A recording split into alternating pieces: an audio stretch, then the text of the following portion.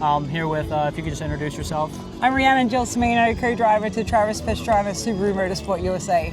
Okay, so this is my first time at a rally, but I've loved watching WRC. So I guess I wanted to ask, how did you get into rally, and what do you actually do with your rally driving? I'm actually really lucky. I was born into a rally family. So my dad is a rally driver, or was, and my two brothers are both rally drivers. Okay. So when you're born into it, it's good because you learn everything from your dad and your brothers.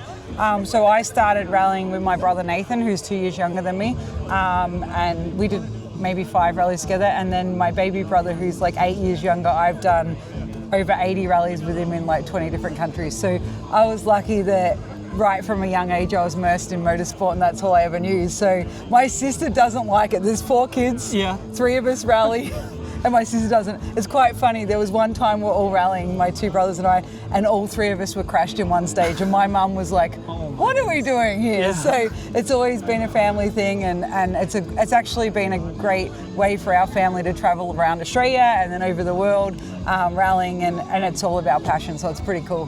Okay, I've had to ask because growing up, I was a big fan of Travis Pastrana. Is actually on my Mount Rushmore of like favorite people. Him, Jeff Gordon, Ken Block, and Rob Dyrdek. What is it like being around someone like Travis? Because he's got a different kind of energy.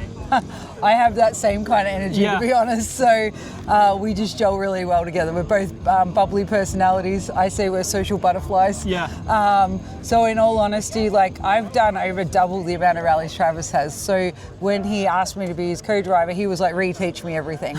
So it's actually been pretty cool because I've been able to teach him a lot of things and bring a lot to our car that he hadn't really experienced before. So he's like a brother to me now. I'm lucky. I've got 2 brothers and an adopted brother, Travis.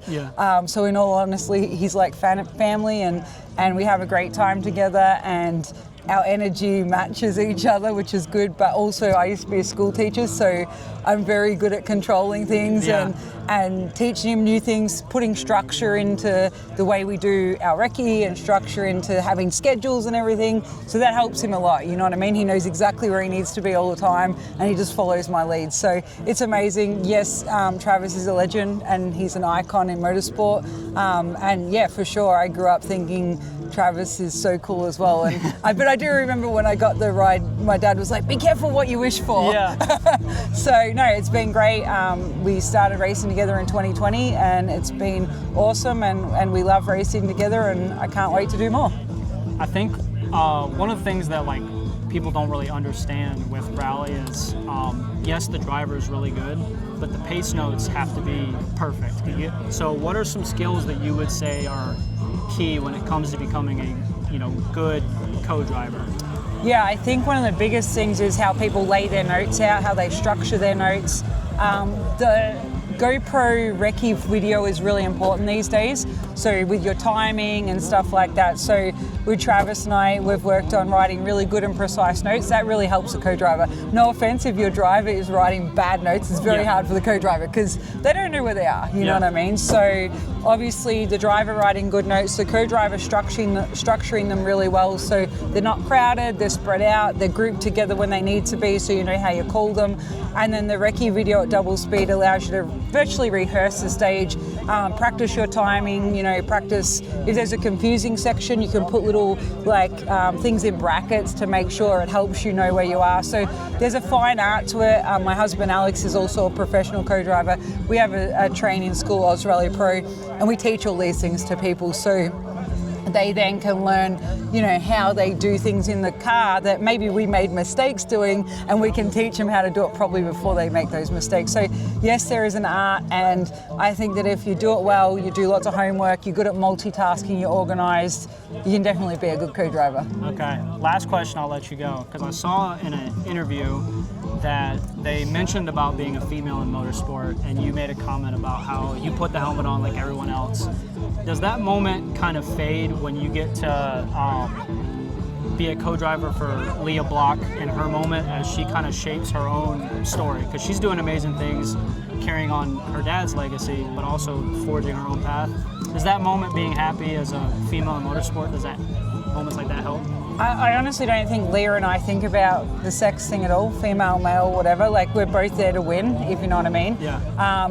I'd like to think that we're both great role models for young girls that are coming 100%. up and wanting to start in motorsport. So I think that's important to think of ourselves as a role model, so other women or little girls think it's possible to do this. You know, sometimes they don't even know that it's an opportunity for girls to do. Like my team here, for example, I'm the only female in the team. Yeah. I don't think of it that way, but some people can be intimidated by that. You know what I mean? All male-dominated environment. Whereas they all respect me, I respect them. So I think it's the same with Leah. Like, her and I, you know, I was racing with her when she was 16 a couple of years ago. And for us, it was always about the job we do, how we present ourselves, the role models we are, versus, you know, anything about us being two girls in the car.